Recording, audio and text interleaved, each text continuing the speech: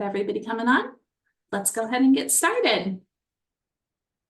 All right, so hello everyone and welcome to tonight's session of Ready for Pre-K. My name is Drew and I'm the manager of Birth to 5 programming here at DCPS.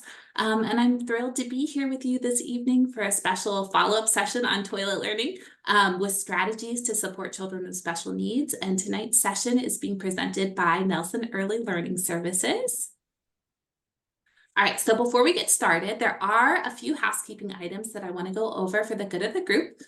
We are using Zoom to host tonight's session. Throughout the session, we invite you to enter your questions and comments into the chat box. You're also welcome to unmute to engage and ask questions if you feel comfortable. We love hearing your voices, so please feel free to make it conversational.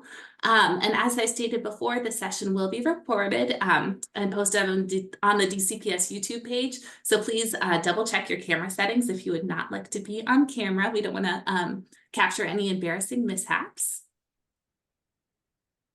All right, and next I wanted to let everyone know that we will be offering simultaneous interpretation in Spanish this evening.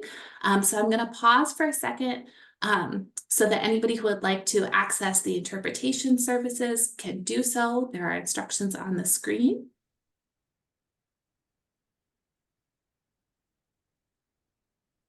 Give everyone a moment to do that.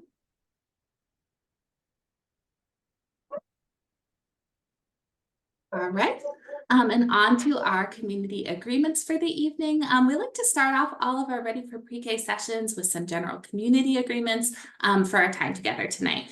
We're committed to making sure that this forum is a place where everyone feels safe and welcome and respected. So we just ask that everybody on the call tonight be kind, be patient, and be open. All right.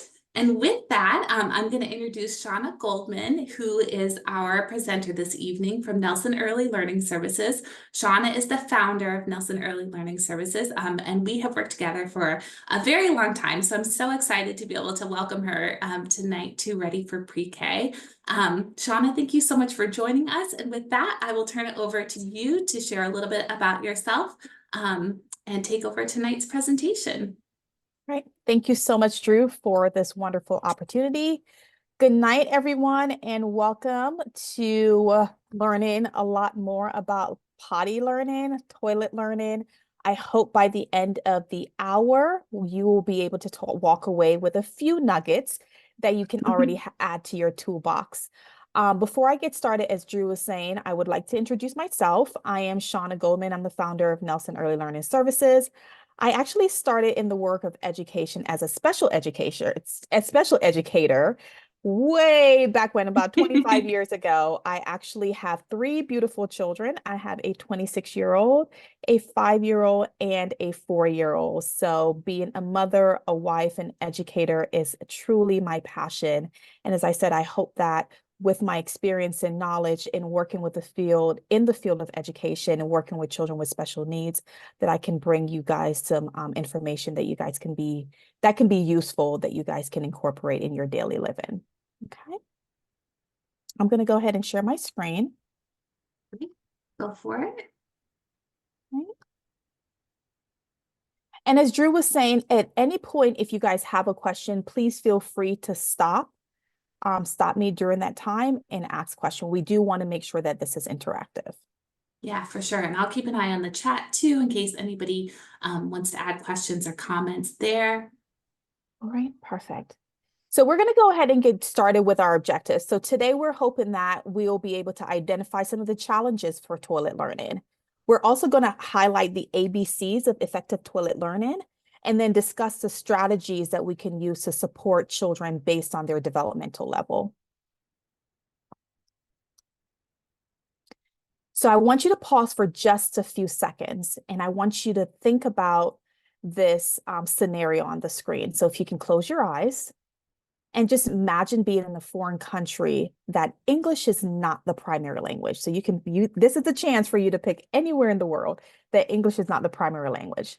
Now I want you to imagine being told that you must move there by tomorrow. How would you feel? What steps would you take to ensure you're aware of where you're going and how to navigate that new territory? So I want you to think about that for just a few seconds.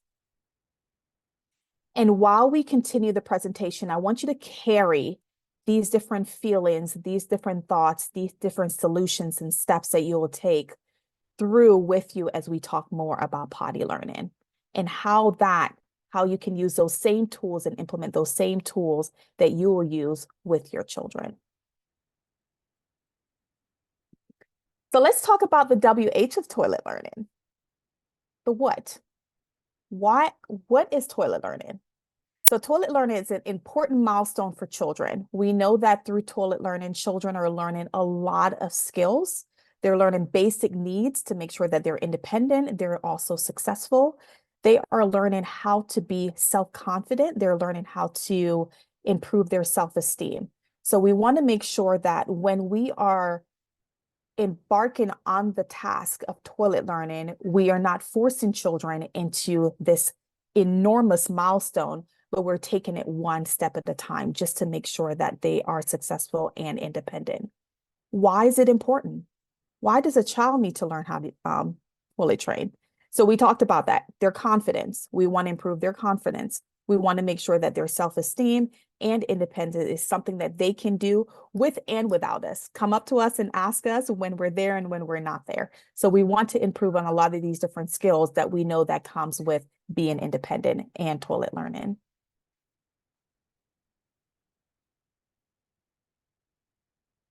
Uh-oh, jumping ahead. Now, when we think about when do we need to toilet learn, a lot of individuals always ask me that question, like, when do I start? I know that my next door neighbor has a child that's my age and they started 3 months ago, or they started a year ago, or they started when the child was 2 years old, but my child is not quite there yet. When do I start? And the answer to that is when everyone is ready. And what I mean by that is not just a child, but when you as the adult is also ready. So just think about, you cannot be ready to do the process of toilet learning until you have everything in place.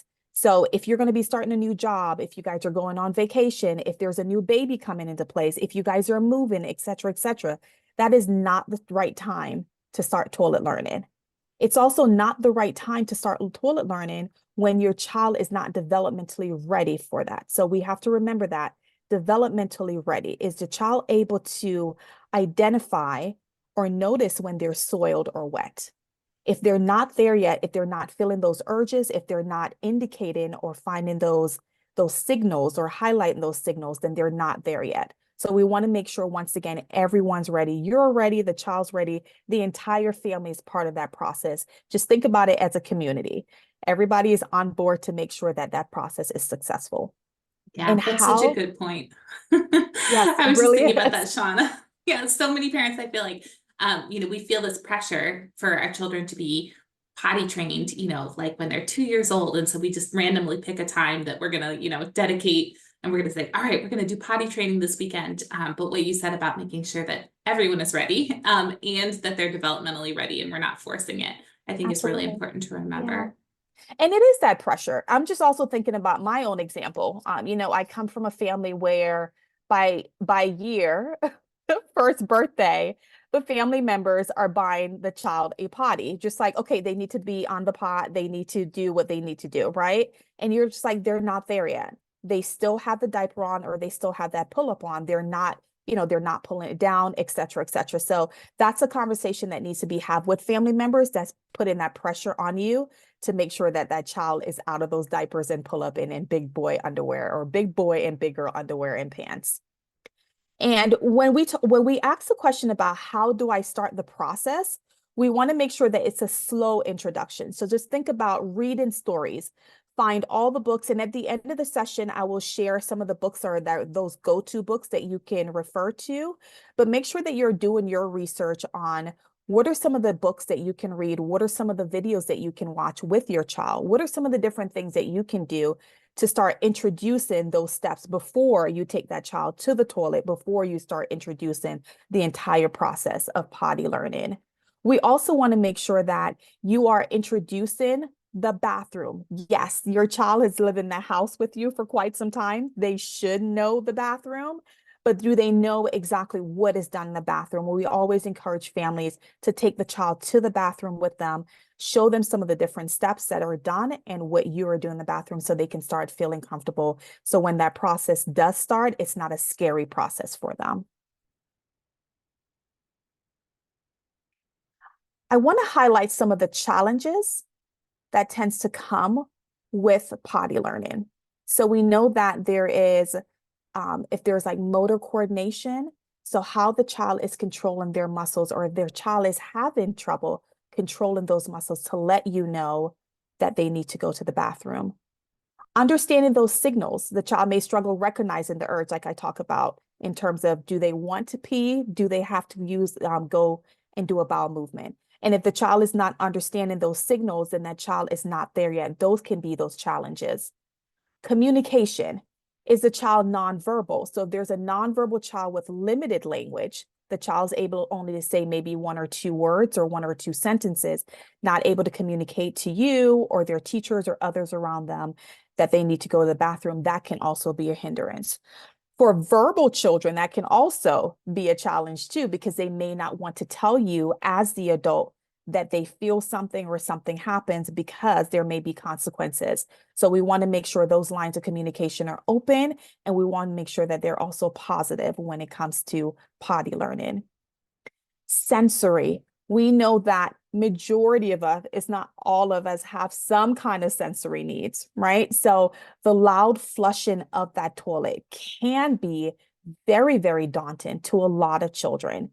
If you're thinking about public restrooms, just like the chung of the toilet, everything being flushed down, the water being splashed up, that can be a challenge for a child, especially if this is the first time that they're going through the process.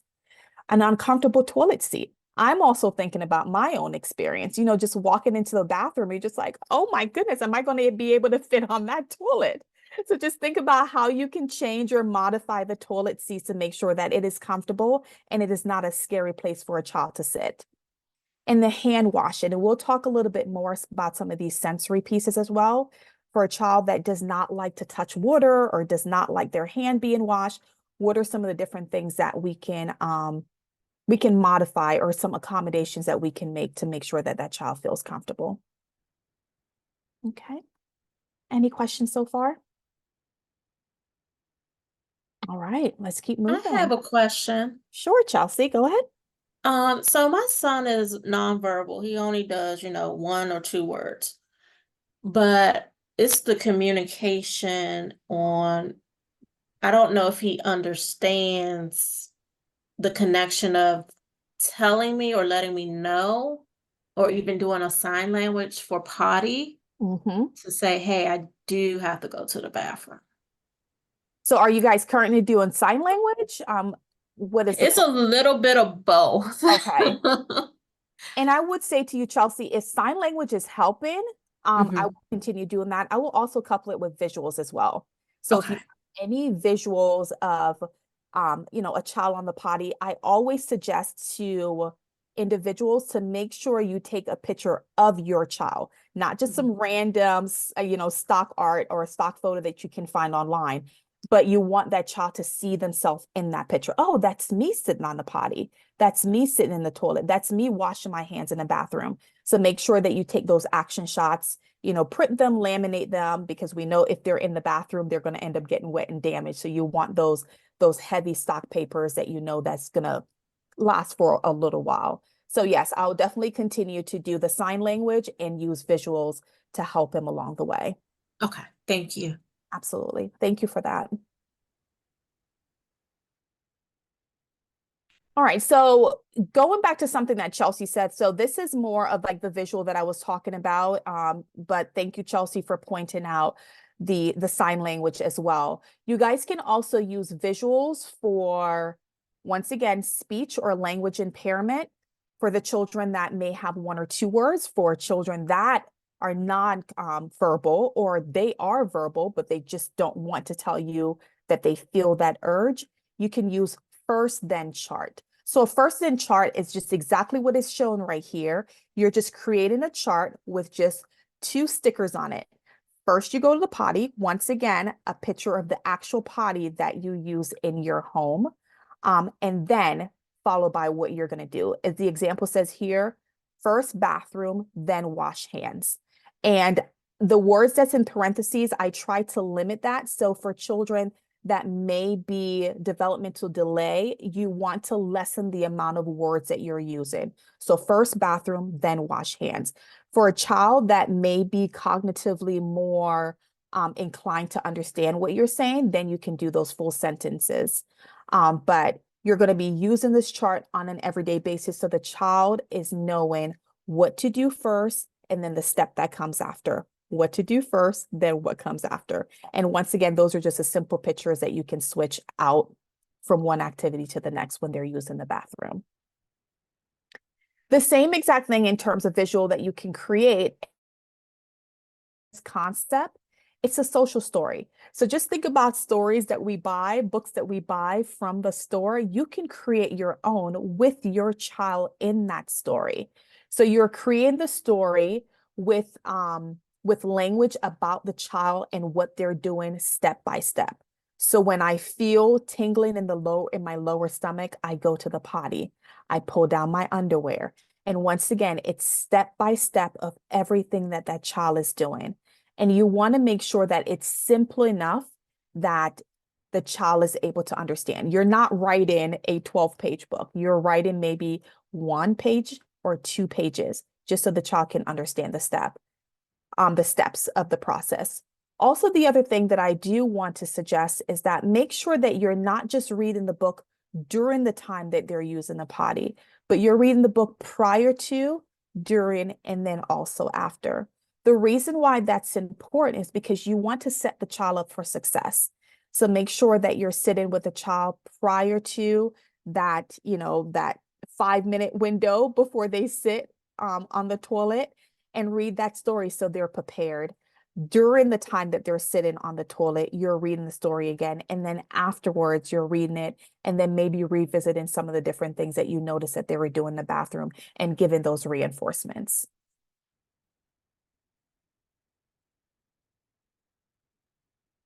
For children that have cognitive and developmental delays, we want to make sure that we are establishing a routine for them.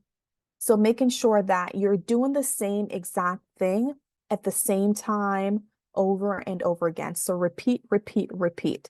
If you have an inconsistent schedule, and it goes back to what I originally said, when everyone is ready. So you can't start today and then something comes up tomorrow. You're just like, okay, I'm just going to throw that out the window and then we're going to start again on Friday. The child is going to be thrown off. Once again, we want to make sure that they're independent and successful. So make sure that that schedule is consistent. Drew will share with you a schedule template that you can use. So you can write the time of the day or who's going to be responsible for the child to take the child to the toilet. So everyone is on board of what time. So if you're doing an hour increment or if you're doing a 30-minute increment, completely up to you, and also where the child is developmentally. I cannot suggest when or how to start those increments. It's really going to be up to you. So I usually suggest to families that they may want to start with like the lower amount. So if you're starting with like every 20 minutes. So I'm taking the child to the potty every 20 minutes as a reminder. Now, if the child is successful every 20 minutes, you may want to increase it to 25 minutes. Then after that success is happening over and over again, maybe like 2 or 3 times in a row, then increase it to 30 minutes and so on and so forth. But you're the only one that can determine that schedule and the frequency and how you should be doing that. We also want to make sure that you're modeling and showing the child what to do in the bathroom. So have the child watch you. So if you're a woman, take the child to the bathroom and show them how you sit and how you use the bathroom, how you wipe. Of course, if it's a little girl, if it's a little boy, then if dad's in the picture, if there's a father figure or a male in the picture, then they can also do the same exact thing as well, show them what to do in the bathroom. I know, there was also a question in one of the registration questions that came up of how do we teach little boys how to use the bathroom? Do we have them sit down or stand up? And it's really and truly a preference. right? So if you are an individual that believe that children should stand up or a little boy should stand up to pee, then that's what you do. If you want them to sit because you want to avoid some of the mess that comes along with them standing up, then you can do that as well. So, but it's also whatever is comfortable with the child. So if the child is a lot more comfortable sitting down, eventually they'll get the idea of standing up. If they're not comfortable one way or the other, then you're just going to have to switch it up until they get to the point where they're comfortable. So once again, we want to make sure that they're successful. Yeah, I really like that, Shauna, the idea of like giving the child options and, kind of following their lead. So if it doesn't work, the first way you try it, giving them Try an something option, else. of another way to try it if you can. Absolutely. Yeah. And it's all about choice, which we're going to talk about, in the presentation. We want to make sure that we're giving children those choice. Once again, going back to that scenario that I gave you, if someone's just throwing you in a foreign country, they're not really giving you that choice. It's the same exact thing here. So we want to make sure that children are a part of the process. So having them watch short videos, taking them to the bathroom prior to them using the bathroom, showing them the ropes of what happens in the bathroom and just talking about the process. Once again, this is for all children, but especially children with special needs.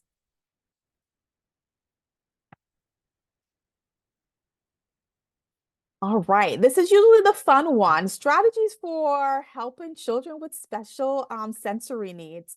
So we know, once again, it can be very, very daunting going into a bathroom at home, bathroom outside in the public. I'm also thinking about where I am right now. There's a bathroom in my basement, and to be completely honest, I probably used it twice in the 5 years that I've been living here, just because it's just a very small space and I'm an adult. So just imagine a child have to go into a very, very small space, and there's a toilet and there's a sink and they have no idea what they're supposed to be doing, and there's expectations from us. So we want to make sure that they're comfortable. So if there's a child who's hypersensitive to running water, my suggestion will be, instead of having them use the sink, just fill up a small bucket. So just think about like a Tupperware or something that they can put both hands in and wash their hands. You can also just gently pour or slowly pour the water over their hands instead of having them put it on the running water. For children that already use headphones for different reasons for support, they can also use that in the bathroom as well. So make sure that you're coupling things that you guys are already doing with some of the different things that, can also be helpful to make sure that they're independent and successful through this process. When we're also thinking about adaptive seating for the sensory seeking child, there's different things that you can do. So at the bottom of the slide, you can see, if you guys can see it, it's like a Turkish green, bluish kind of toilet seat cover. And it's one of those seat covers that you can take off and then put back on. So it doesn't affix to the toilet permanently. So this is something that you can take off and put in the corner when the child's not using it. And when they are using it, you put it on there. There's different types. So if you go to the store, make sure that you're getting the one that your child is more comfortable with. If a child is more comfortable with the soft, cushiony ones, then of course that's the one that you will buy. If they don't like the soft, cushiony ones, then of course you're going to have to buy the more sturdy ones. And also just to think about the height of the toilet, right? So in school, children have the toilet a lot lower to the floor. At home, because they build the homes for technically adults, not, generally children. So those toilet seats are a lot higher. So you want to make sure that there's step stools. There's some kind of way that the child can be able to access the toilet and don't feel that they're tripping over it or they're falling, which can eventually be scary for them and deter them from using the bathroom moving forward. Okay. Any questions?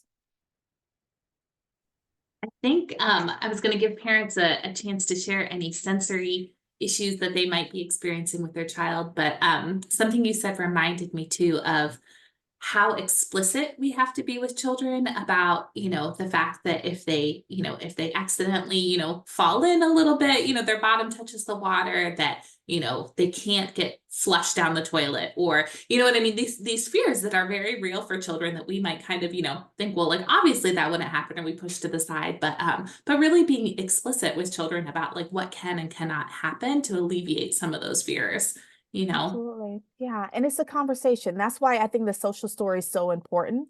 So you can write, and you can also write multiple social stories. You can write a social story for if they have a fear of the running water, if they have a fear of the toilet, if they have a fear of just being in the bathroom. So don't just think you have to just create one social story with all those different components. You can have different social story for where they are in that moment. And thank you so much, Drew, because I was actually thinking about yesterday in the bathroom getting my son ready for a bath, and he didn't see that the toilet seat was all the way flipped up, and he just sat down and fell in, and you thought the world was ended. He was like, "Oh," Sure. Yeah.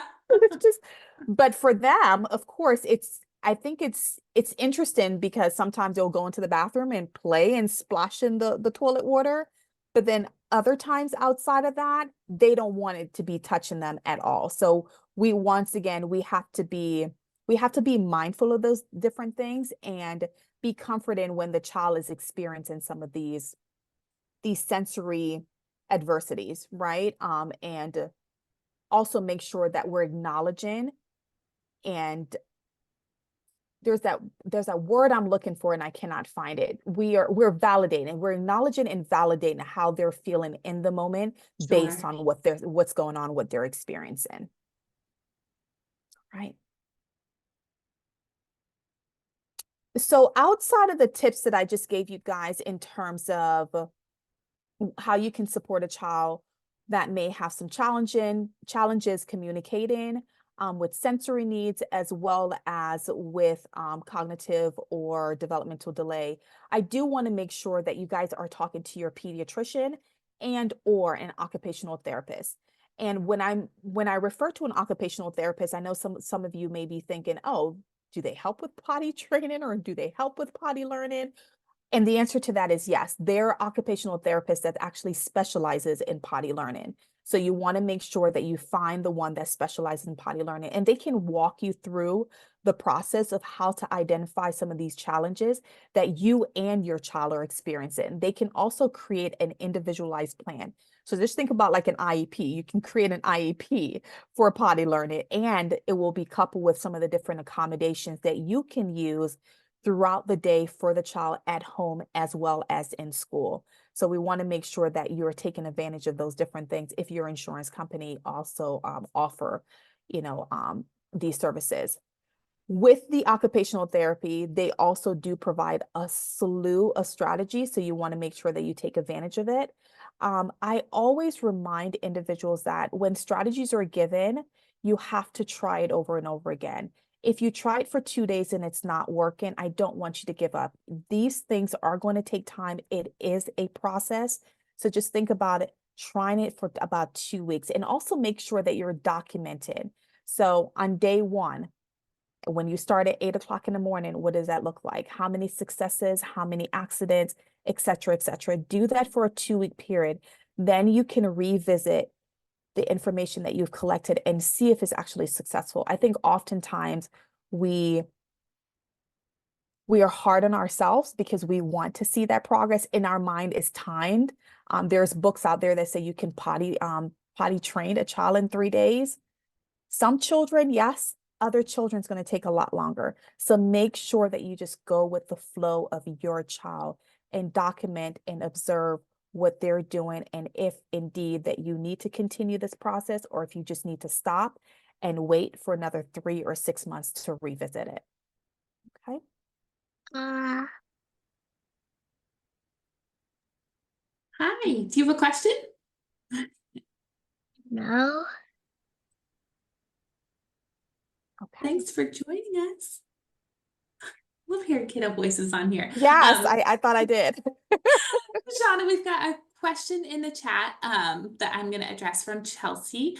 If students are still struggling when pre-K starts in the fall, is OT an option? I'm hoping for our little one will be good to go at the start of the school, but reassured at an open house that our school expects not all pre-K kiddos to be fully potty trained. So that is a great question. So yes, just for everyone on the call, your child does not need to be fully potty trained by the time they start pre-K. As Shauna was saying earlier, toilet learning is a learned skill. It's an area of development, just like all other areas of development and learning. And we are happy to meet children where they're at. So if your child is not potty trained by the time pre-K starts, that's no problem at all. I think the most important thing to remember is that communication is key. So if you have a child who is not toileting independently, still having accidents, or maybe even still wearing a diaper or pull-up, that's perfectly okay. Just be sure to talk to your child's teacher ahead of time so that they know what to expect. It's also a really great time to talk about what strategies you're trying at home, what words you're using for your child's anatomy, what do you call pee at home? What do you call poop at home? Like, be really explicit, so that if your child is trying to communicate something at school, the teacher is able to understand and support them. Another question that we get often is, for children who are not potty trained, what happens at school? And that, that's on an individual basis with your teacher, but the teachers are there to support your child, through the process. If you come up with a plan where your child is, sitting on the potty throughout the day, maybe on a certain schedule, then they'll help to prompt them to use the potty during that time. They'll use verbal cues and visual cues to help them, throughout the process, and then hands-on assist if that's required as well. And of course, for children with special needs or developmental delays, that can be really specifically included in their IEP as well. Great, another question in the chat. Let's see, can you talk about the risks related to caregivers who just plop their child on the toilet and give liquids until they use the toilet, convinced that it means they're potty trained? Oh yeah, Shannon, that's definitely, that's a tough situation. Shauna, do you want to speak to that? So it goes back to something that I said earlier in terms of like building their confidence and their self-esteem. So if we're forcing the child to sit by giving them water, you have to sit until you go, then that child is going to eventually not go. It's one of those things that our brain is telling our bowels when to do it. So that child doesn't have to go. There should not be a force. And that's going back to what Drew just said. We want to make sure that we have that open line of communication with that caregiver about what they're doing and then what you're doing. So if you are aware that they're forcing your child to sit and just give them water over and over again until they go, then you have to address it. Definitely. And I think that, yeah. Shauna, you were talking earlier about like how important it is for this to be like a positive self-esteem building experience, right? And so it seems like that particular situation would recreate, a lot of negativity for the child, and maybe make them very resistant to wanting to have anything to do with toilet learning. Yeah. And then this is also a part of the presentation that I'll talk a little bit more about, but since this question came up in terms of pairing. So if you're thinking about every single time that child sees that bathroom, sees that toilet, you're going to get some kind of behavior. And what usually happens is that that individual is going to start coupling that behavior with the child being bad, right? Instead of, this is something that I done to actually cause the child to react this way. So we want to completely avoid that, because children are just doing what is natural for them. If it's not coming, it's not coming. So there's no need for you to sit there.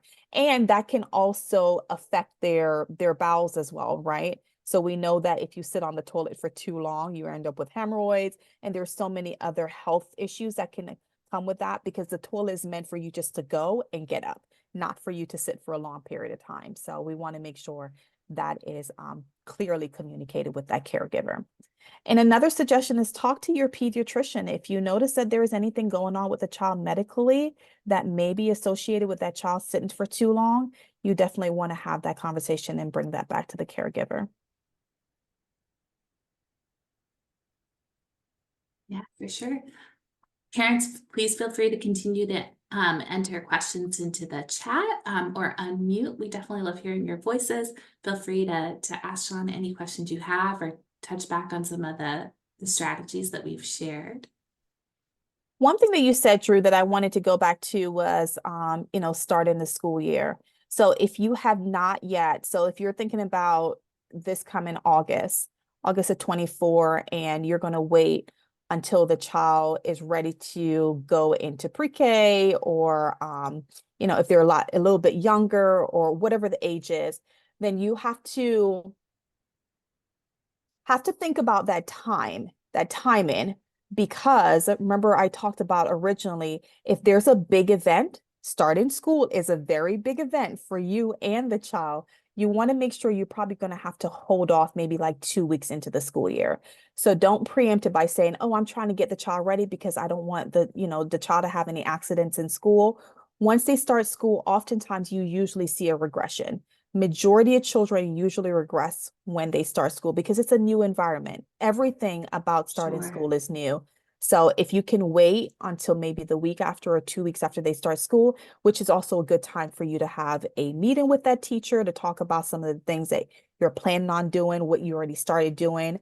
I would suggest that the 2 weeks prior to the beginning of the school year, that's when you start doing the introduction of the bathroom, start reading those stories, creating the social stories to preempt the following 2 weeks. Yeah, that's a really good point. And also taking those opportunities before school starts or at the beginning of the school year to visit the bathroom in the pre-K classroom, and see what that space is going to be like, and hear what the toilet flush sounds like, and kind of walk through what that routine is going to be. And if you're using a social story at home, your teacher can help you also create a social story to use at school. As well, that has pictures of like the school bathroom, and how it might look different as well, to help the child feel more comfortable. Absolutely. Great suggestion of taking them through the school, through the different bathroom that they may have access to. Absolutely. Shauna, one of the questions that a registrant had asked previously was, what about a child who seems to be fully potty trained when it comes to peeing on the toilet, but seems really resistant to going poop on the toilet? Any suggestions for that disconnect, or ideas about maybe what's making that child feel really at ease in one way and really struggling in another? I can actually say that's my 5-year-old. Right, is this my was our own question. Yeah, that is my 5-year-old right now. He is a lot more comfortable with poop on his bottom than pee. He will lose his absolute mind if he pees in his underwear. As soon as he feels any kind of wetness, he's screaming, I gotta take my clothes off, I gotta take my clothes off. But he will walk around for 2 hours with poop on his bottom. That's telling me that he is still not at that stage of independence. He is still need those support systems that my husband and I need to put in place to make sure that he fully understands, and then for him to communicate that with us, right? It's really hard to find out why there's that disconnect, because there will be times that he will ask to go to the bathroom and do and have a bowel movement, but then there's other times that it's just really comfortable. So going back to what I said before, he's just not at that stage of independence yet, and we just have to continue walking him through that process and encouraging him. When you have that pee on you, how uncomfortable that feels. Tell mommy, how does it feel when it's on your bottom? What does that feel like? Is it comfortable for you or uncomfortable for you? So just have those open line of communication and conversation with them as well. I hope that answered the question. Yeah, absolutely. Looking in the chat to see if there's any other questions that have come up. I think so far. That was I have a another. question. Oh, hello. Go for it. Hello. Hi. Hi. So I have a question about wiping. One, if you have any tips to help your child learn how to wipe. I know that's a fine motor skill that some adults don't have. And Great point.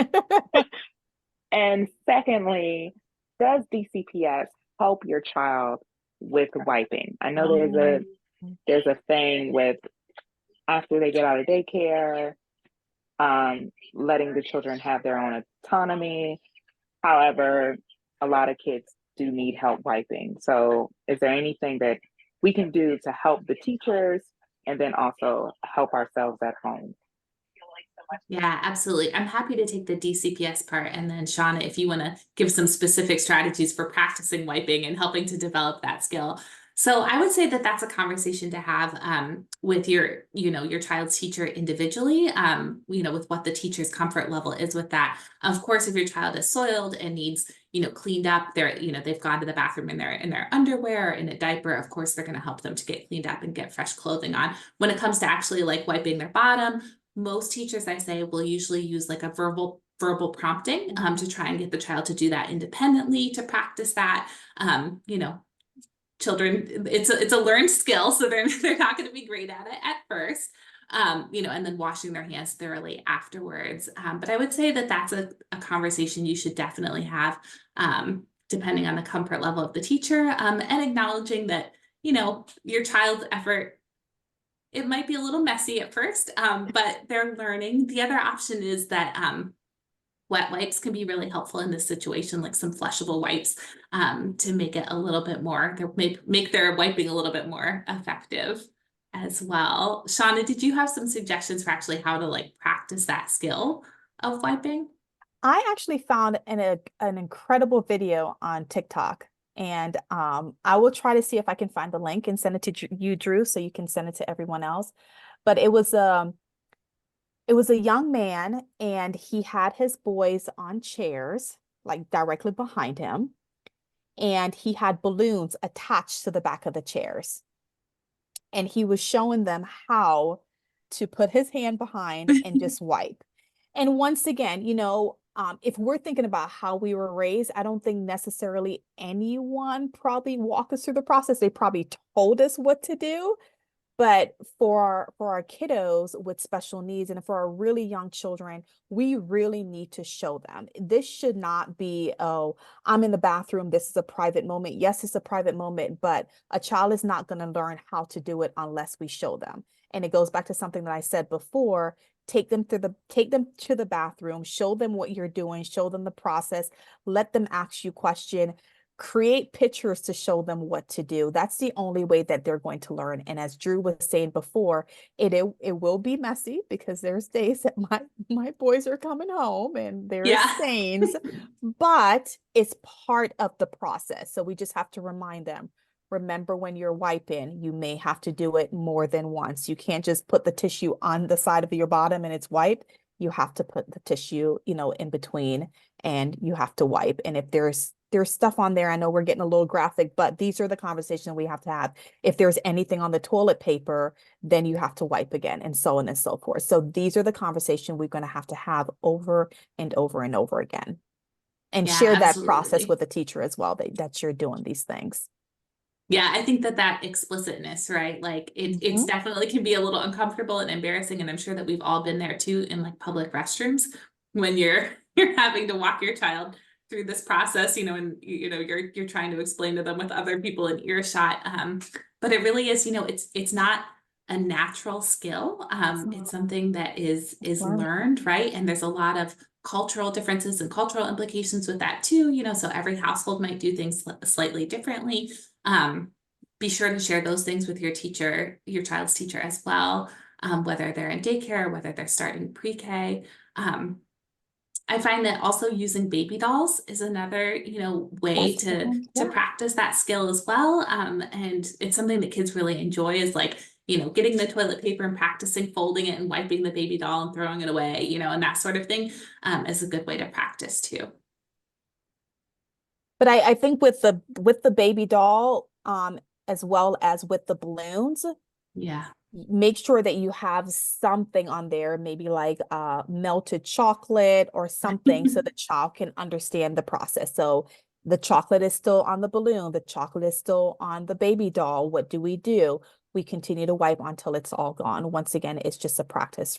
Repeat, repeat, repeat, repeat until the child is fully understand it. And it's, once again, it's not going to happen overnight, right? So if they're 3, 4, 5 years old, you're not going to expect a clean bottom. This is not something that's going to happen until a lot later, right? So we just have to make sure that we're modeling for them all the entire step of the way. I would love for anyone to Thank you so put them. much. You're very welcome. I would love for anyone to put in the chat maybe some suggestions that they've had in terms of wiping, so we can offer that to, I think it was Danielle or anyone else who have maybe like the same concern. Thanks, Shauna. You're very welcome. That was a great question. All right. So we want to make sure that we are prepared. We're getting everything ready and in advance. So make sure that when you're starting the process, you get all the extra clothes. I usually like having a basket in the bathroom somewhere, or a basket close by that you can bring into the bathroom with all these different things. You know, if your bathroom is being used by multiple people and you don't want things to get moved around, then have it, of course, outside of the bathroom. But just have everything already ready, so you're not scrambling. The child is on the potty and you have to run to go get the extra clothes or the reinforcements and all the other things. Everything is already ready and prepared.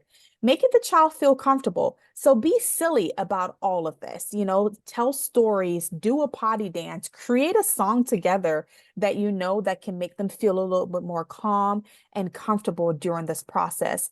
You don't, going back to that question that was asked or stated, we don't want anyone to sit on the potty for an extended amount of time. So we're not looking for you to create like a 3 or 4 minute song or a video, but just like something, a mantra, or just a, you know, just a nice little catchy rhyme that you guys can come up with that talks about using a potty and being successful on the potty. Those positive encouragements. So we want to make sure that you're using language that's uplifting for the child to make sure that they're successful. So I like how you're sitting on the potty and you're trying to go. Very good. And you want to make sure that you're very specific with your praises and your encouragements, instead of nice job. Like, what are you praising me for? So nice job sitting on potty. Nice job asking me or telling me that you have to go potty. Great job washing your hands. All those different things build their self-esteem, and they want to do it more and more and more until they're at that independent stage. The reinforcements. Do what works for you. So these are the things that I've used, but I've known that others have used like iPads, they've used food, and so on and so forth. With the iPads and food, I just want to caution you that eventually you're going to have to fade those things out, because a child may end up becoming really used to them. And when you're in a public restroom and you don't have that iPad, or you don't have that treat, like you don't want to give them M&Ms they're in a public bathroom. Yeah. You want to make sure that you have something else that you can use instead of. So always try to make sure that you're using those intrinsic and extrinsic motivation and reinforcements that they use. So build that toolbox, build all the different things that you know that they like or that they go to help them through this process. I do also want to suggest that if bubbles work for 1 week, and you notice that when you're blowing the bubbles, they're just like, I'm not into it anymore, put that aside. Don't just toss it all the way out, but just put that aside and just switch it up with something else. And maybe pull the bubbles out maybe 2 or 3 weeks later, because maybe it's something new.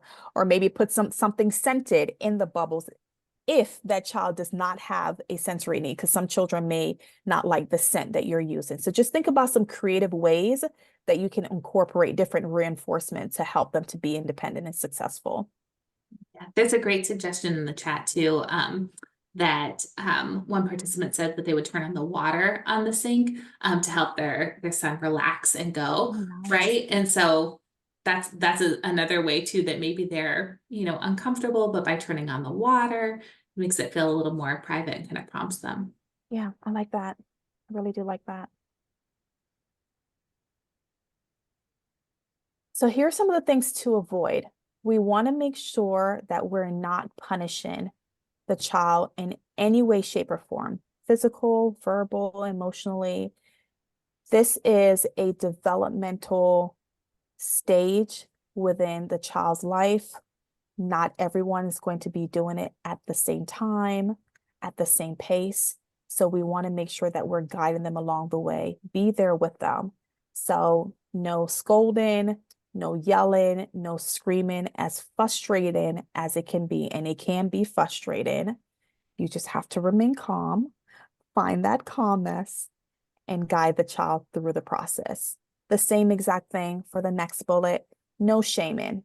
You know, that can really tear a child down and not want to do it at all. And that's when you're going to see more of those soiled diapers because the child feel like they cannot please you. Children are always trying to please us.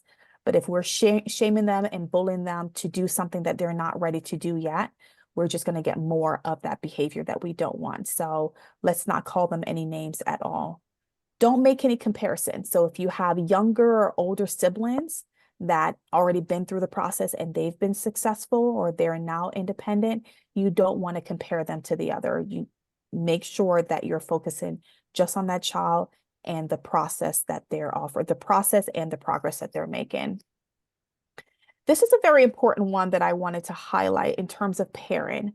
So I know oftentimes I've been in either school-based programs as well as home where the actual potty, the portable potty, is outside of the bathroom. So it may be in the kitchen or the family room. We also want to be cautious in doing that because the child can associate that space. So if the portable potty is now in the family room, because that's where the majority of the family is, and you don't feel like taking the child all the way down the hall to the bathroom, if the child has a regression or there's something going on, if you guys decide to hold off on it, the child may associate that family room of where they go potty. So they may not want to be in that space anymore. So we just want to be very careful, maybe find a hallway that's very close to the bathroom that you can eventually move that portable potty into that bathroom, but not a communal space where the child and the rest of the family is, that you can put that portable potty. Okay. So we're going to talk about the A, B's, and C's of potty learning. And this just kind of, like sums up everything that we've been talking about. So just be aware of those signs that children are offering or your child is offering or showing. Are they interested in the toilet? So they're going into the bathroom, they're flipping up the seat, they're, flushing the toilet, they're turning on the water. That's showing interest in the bathroom. If they're going into the bathroom with you and asking you a question, or not asking you a question, but they may be pulling on their clothes and pulling it down, that may be a point or a signal that they may be ready.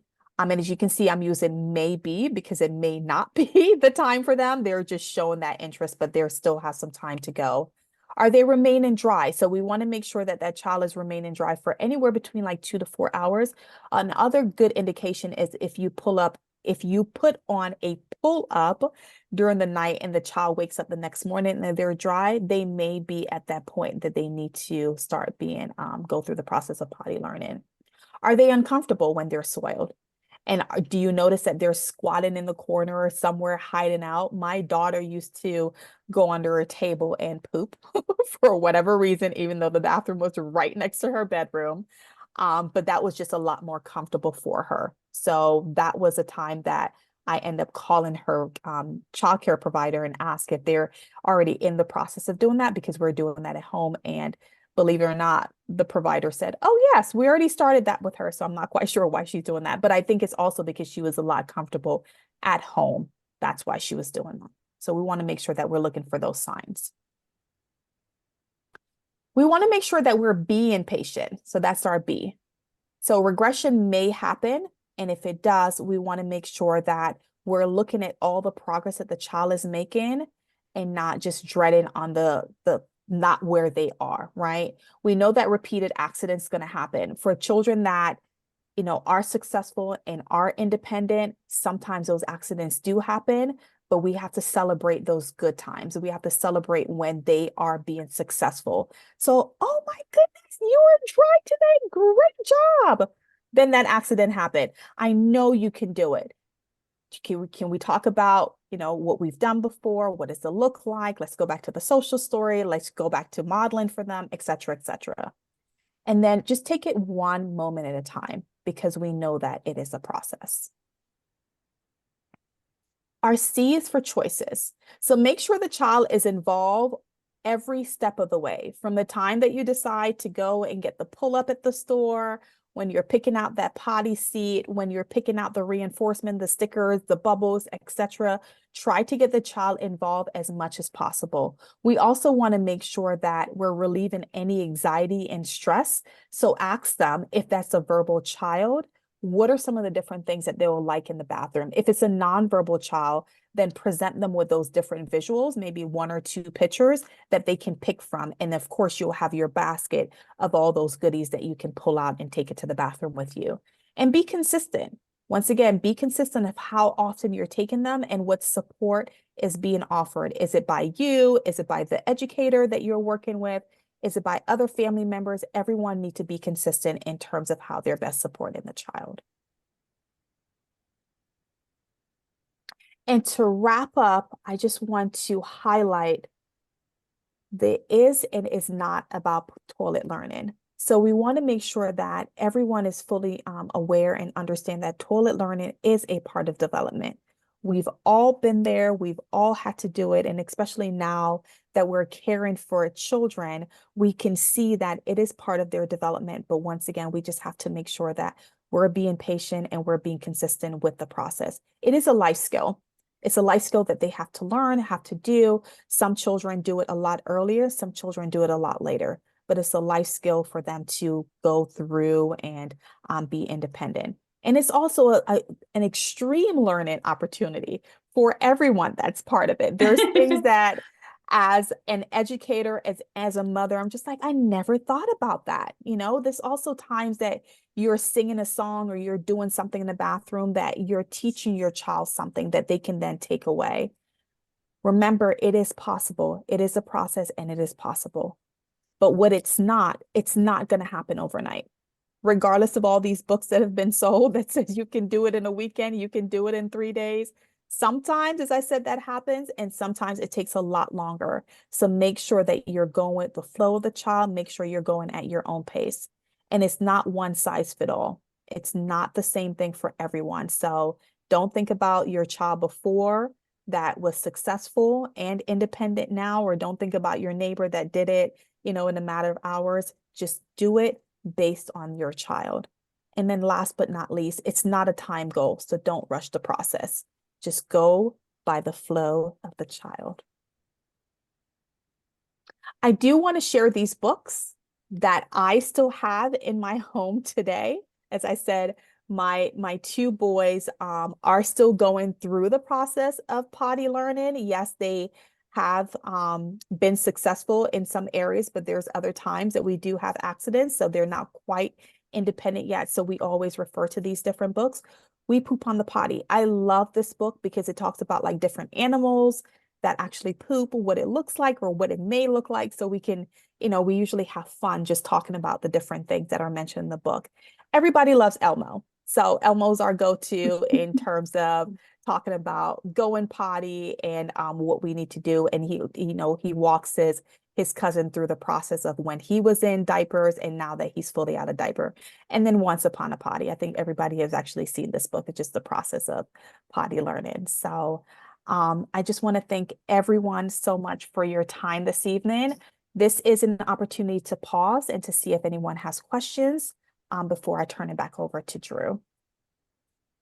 Thank you so much, Shauna. I see that we've got a hand up from Danielle, and also a great suggestion of Daniel Tiger, Potty Books and Songs, in the chat as well. Danielle, and anybody else, feel free to go ahead and have some Q&A with Shauna now. And Shauna, while you do that, I'm going to put up the contact information for Birth to 3 intervention with Strong Start DC, and then also information about early stages as well. All right, let me stop sharing my screen. Hey, Danielle, go ahead. Hi, so I have another question about Sure. nighttime training. How is that process? Is it just similar to daytime? Does it require us waking the child up multiple times in the evening? Those kind of things. What would be helpful to start with nighttime training? So my suggestion would be not to wake the child up, just have them sleep, because that's definitely going to be disrupting their sleep, right? And that's also going to be disrupting Yes, your sleep and your day if you got to correct. keep the child on that same regimen every 2 hours, waking them up. So I would suggest, once again, following or getting everything ready. So just making sure that you have those nighttime diapers. I know we've been through so many different ones until we find the right one.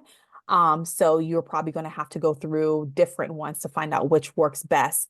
If you don't already have maybe a mattress cover to put down underneath the child or something that lays on their bed. So if indeed they do pee or poop during the night, it's not, soiling the mattress. So you want to make sure you do that. My suggestion would be, as soon as a child wakes up in the morning, you do that process of taking them directly to the bathroom. Don't do anything else. Of course you can do your good morning, did you have a good night, so on and so forth, but go right to the bathroom, go through the process of trying to pee. If they don't want to pee, then clean them up. And then, you can start your 2 hours or your 30 minutes or whatever time frame that you have set. Oh, okay. So your suggestion is kind of that as they're learning potty training during the day, eventually they'll be able to be drier and drier at night by Yep. themselves. Mhm. And so just making sure you are sending them to the bathroom before they go to bed and once they wake up, instead of waking them up in the middle of the night. I'm just wanting to make sure I'm clear. Okay, Yes. perfect. Yeah. Do not wake them up in the middle of the night. Yeah, just make sure that they go to the bathroom. If you guys do dinner right before bed, just make sure they go to bathroom after dinner. Then put them in that nighttime pull up or diaper, and then just have them sleep through the night. And then, as I said, first thing in the morning, it's just take them directly to the bathroom so that you're starting that daytime routine. And eventually their body will start telling them to hold it. And if they cannot hold it, you may see the diaper just being a little bit wet, but not as much as it was maybe like 6 weeks prior to. Oh, thank you so much. Yeah. That just took a bunch off my shoulders. I appreciate that. Yeah, please, Danielle, do not wake up. Get your sleep. Yeah. Please get your sleep. Right. Which, Shauna, that is a great time I wanted to remind everybody too that nap time is a tricky time too. And we know that our pre-K3 and pre-K4 students are still napping at school. So if your child needs to put on a pull-up during nap time at school, that's perfectly fine as well. We know that sleep is a different thing. So definitely communicate with your child's teacher if they're not able to make it through a nap time as well. And during this process, like nap time and also nighttime, when a child is starting to really get a hang of the process, they will wake up. So either they'll wake up and go to the bathroom if they're comfortable enough, or wake you up and say, "Mommy, I need to go to the bathroom." So just be aware of that as well. But that usually doesn't come until a little bit later on, when they can fully go through the night being dry and then wake up and go directly to the bathroom. Thank you again. You're welcome. Oh, hi, this is Susan. I'm sorry, I tried to raise my hand, but it wasn't working. Oh, you're fine, Susan. Hi, Susan. So our boy is in pre-K4. I think it was last year or many months ago, he had success at school, and he also had success months ago at home peeing in the toilet while sitting on it. But he largely has resisted. He hasn't gone on the toilet for a long, long time. He loves flushing the toilet. Yeah. But he really resists sitting on there. And I hear what you're saying about just be consistent and make it fun, make it, do a song or rhyme, whatever, we'll try different strategies to make it appealing for him. But he's very strong, so he's and strong-willed. He's physically pretty big. We got a toilet potty for him a couple years ago. He's too big for it now. Mm-hmm. But so he doesn't even, he never really used it. But he's big enough to sit on the regular toilet. It's just a matter of getting him there. So, and also we bought underwear for him, but I'm just wondering, maybe do we go ahead and use that, or do we just keep him in diapers and try the every 20 minutes, take him when giving him liquids, just maybe over a weekend, just taking him to the toilet. You can definitely try that. I know for some kiddos, they do like the feeling of the diaper well, they like the feel in the diaper so they can pee in it because that's what they're used to since birth, right? But when they have the cloth, the underwear on them, they can feel it a lot more quicker, i.e. my Right. son. So Right. yes, you may want to start just replacing the diaper with the underwear and try it. Now, a few questions that I have for you, Susan. Is there anything that you can remember happened during the time that your son was sitting and going and then him stopping? I mean, you don't have to answer that right now, but I do want you to just take some time and think, because usually something happened. Either, the toilet may have pinched his bottom or something was said that may Okay. have, triggered something him like, I don't want to do this anymore. And then you mentioned that you were planning on doing this over a weekend.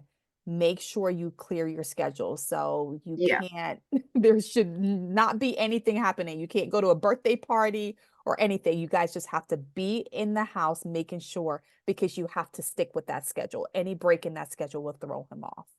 Okay. Yeah, Thank the you. other thing that I'm wondering based on that too is, I'm just wondering if there might be any correlation with him not wanting to stop doing an activity he enjoys to use the potty. That could be something where maybe he's having so much fun playing, or he's really engaged with the toys that he's with, or why would you want to stop, right? And so it's just not a big enough motivator. So maybe building in some like really predictable times where he knows that's coming, or even using like a timer or something Yep. might help as well. Cause it's hard. I know it seems like for us, we would like, why would you want to be uncomfortable, but for a kid, they might rather just be a little bit uncomfortable and keep on playing with Legos, Yeah. And thank you, Drew, for saying the timer. Sometimes depending on the timer that you work. So remember, if you have a child that have those sensory concerns, the dinging or the sound of the timer may be an adverse reaction. So we want to think about maybe doing a visual timer. And there are so many that you can find online that you can use. So just think about those different things when you're incorporating like visuals, whether it's a timer or anything like that, to have as a reminder. There was a question that just popped up in the chat, or maybe someone just made a statement. I think that was from Chelsea. She said she put underwear on her son and he just played with the puddle in his. It's a process, right? It's a process. Yes, it's a process. So, and that goes back to having that conversation with them. Do you like doing that? What does that mean when you do that? For a nonverbal child, of course, you're going to have to use pictures. When we're wet, what do we do with the underwear? What do we do in terms of letting me know? Another thing to pay attention to, if your child had some success and then there was a regression, but you can't think of maybe like an event, or an experience that there was a regression for, something that was mentioned in an earlier toilet learning session that we had was about just checking in with the pediatrician. Sometimes there might be a bladder infection, or something like that going on that the child can't express. It might have been something that they were able to get over, or something that made it uncomfortable for them, or made it just physically difficult for them to pee or to have a bowel movement, especially for our kiddos who have trouble identifying how they're feeling. There might be something else going on there. Yeah, great point. All right, Shauna, I think we've got about 1 more minute. So if there's anybody else who has a question that they'd like to go ahead and come off mute and ask, or drop in the chat, please do so. And I will make sure Shauna sent a lot of great resources that she mentioned during tonight's session, and I will email those to all of you all after this session.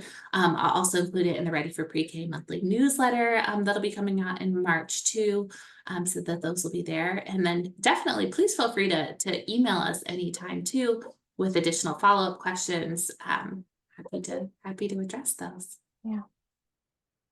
And I also want to say this, it is a myth that girls are a lot quicker to learn than boys. And Drew is shaking her head because she has a little girl. As I said, I have an older girl absolutely. now, but with my two boys. So once again, let's just not make those comparisons because every child is different. So you're doing the best you can with what you have, and you just have to go with the flow of the child.